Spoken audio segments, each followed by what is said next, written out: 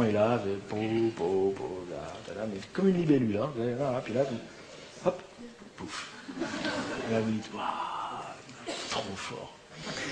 Et donc alors c'est pareil, hein, c'est comme quand vous avez raté vos études. Donc si vous voulez, la phase d'approche,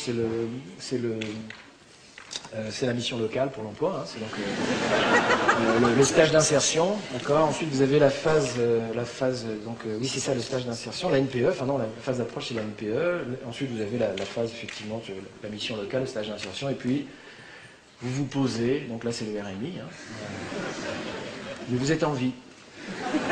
Vous êtes en vie, vous avez le RMI, et voilà, vous ne volerez plus jamais.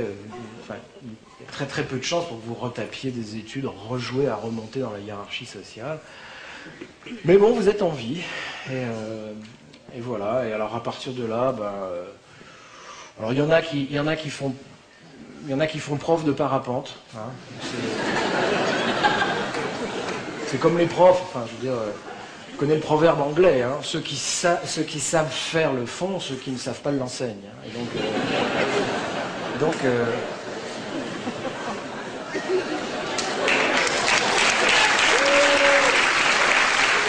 non, mais c'est pour rire, on déconne.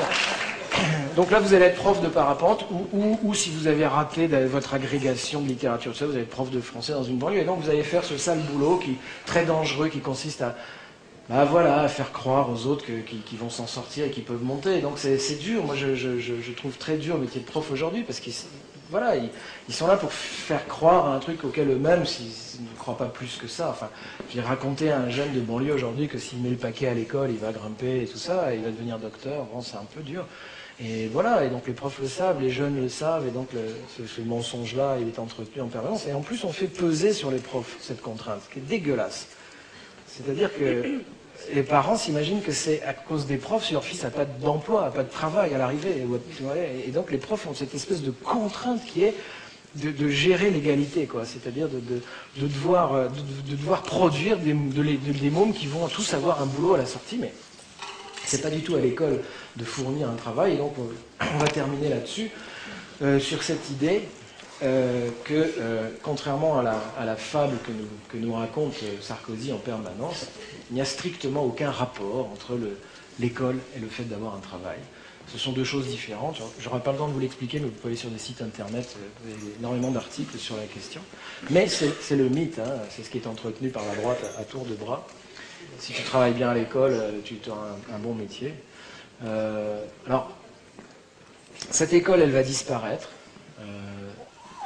Je parle de l'éducation nationale, donc je ne vous ferai pas l'injure de vous expliquer ça, parce qu'il y a la moitié de la salle qui est à attaque, et donc, comme ceux qui m'ont expliqué, c'est pas la peine que je recommence, mais bon, je vous rassure, alors pour ceux qui ne sont pas à attaque, bon, voilà, vous savez que le prochain grand secteur qui va être privatisé, c'est l'éducation, hein, puisque actuellement, c'est quasiment un des derniers qui n'est pas encore passé à la trappe, hein, puisqu'on a privatisé l'énergie, les transports, tous les cars régionaux, c'est Veolia, hein, c'est déjà du transport scolaire entièrement en France.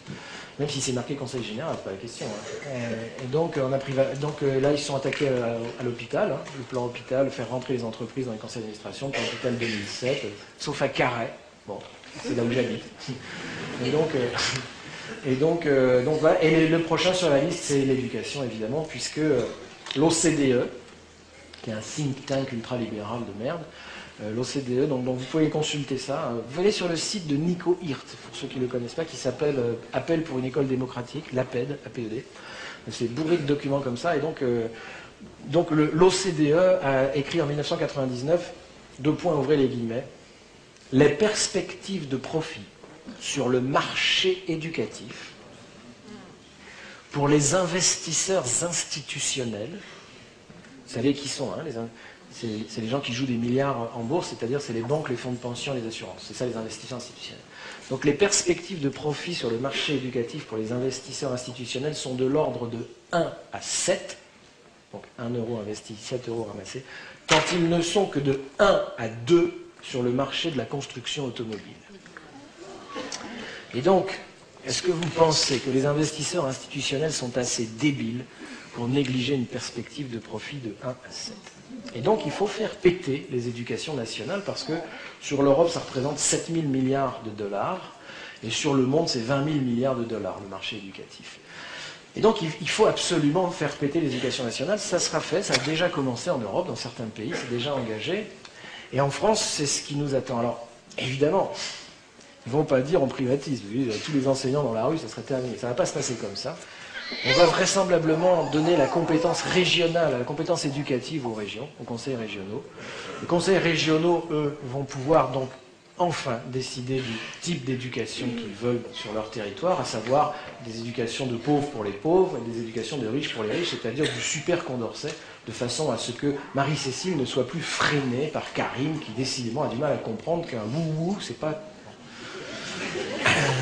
Et donc vous allez avoir des lycées d'élite très rapidement en France, de super élite dans les régions, parce que c'est l'attractivité régionale pour les entreprises se jouera là-dessus, et que toutes les régions le savent.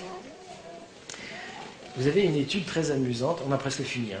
Vous avez une étude très amusante, la région Haute-Normandie et Basse-Normandie ont passé une étude à un cabinet pour savoir quelles seraient les incidences d'une réunification. Et alors, le cabinet a dit, si la Haute et la Basse-Normandie se réunifient, ça sera une région très puissante, ça sera la 6e région de France en nombre d'emplois salariés, en richesse produite, en machin, etc. Et donc Charlie Hebdo qui raconte ça termine en disant putain, vous imaginez le pays qu'on aurait si toutes les régions se réunissaient?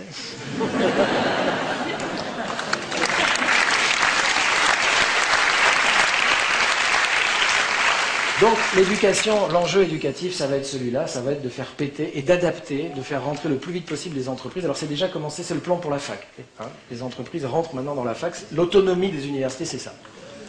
L'autonomie des universités, c'est enfin que les entreprises décident de ce qui doit être enseigné, etc. C'est ça l'autonomie de l'université.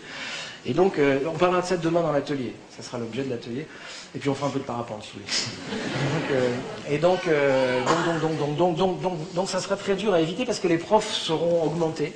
Donc on dira aux profs, écoutez, dans l'éducation nationale, vous êtes mal payés, puis en plus il y a tout un tas de feignants, alors vous êtes un bon prof. Et donc ça marchera logiquement comme ça a marché à France Télécom, à EDF, avec tout un tas de gens.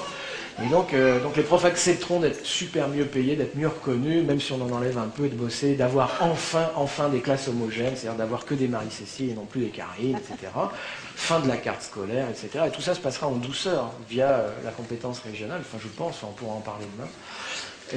Et la seule façon d'empêcher ça serait, on va revenir au premier spectacle, mais serait de faire de l'éducation populaire. Je dis ça pour les anciens, hein, vous me rappelez,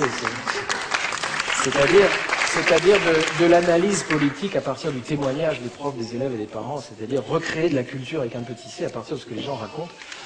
Et donc Jean-Louis Derouet, je vous engage à lire son livre qui s'appelle École et justice. Justice, pas au sens de la justice, au sens de qu'est-ce qu'une école juste. Jean-Louis Derouet nous dit l'école va exploser sans que personne ne la défende pour une raison très bête, qui est que dans une société de chômage structurel de masse, on ne peut plus croire, avec 3 millions de chômeurs, 6 millions de précaires, Karim ne peut plus croire à l'école. Il sait très bien, comme sa sœur a bac+2 et qu'elle est caissière à Auchan, il sait très bien que... Bon.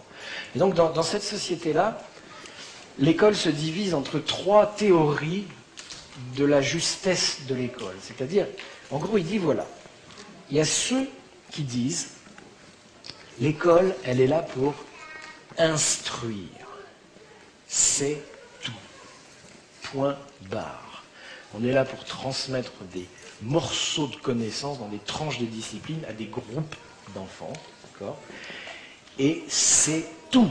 On n'est pas des travailleurs sociaux, on n'en a rien à foutre des problèmes familiaux, de l'environnement, que des filles subissent un inceste, soient tripotées par leur tonton, c'est pas notre problème qu'elles aillent voir le travailleur social, nous sommes des enseignants, foutez-nous la paix avec les problèmes sociaux des jeunes, et vous verrez, si vous nous laissez de nouveau enseigner, alors on aura de nouveau une école qui fonctionne et tout le monde aura du travail à la sortie. C'est la tendance, Régis Debray, Finkielkraut, Elisabeth de Fontenay, Charles Coutel, enfin bref, ce qu'on appelle les ayatollahs républicains.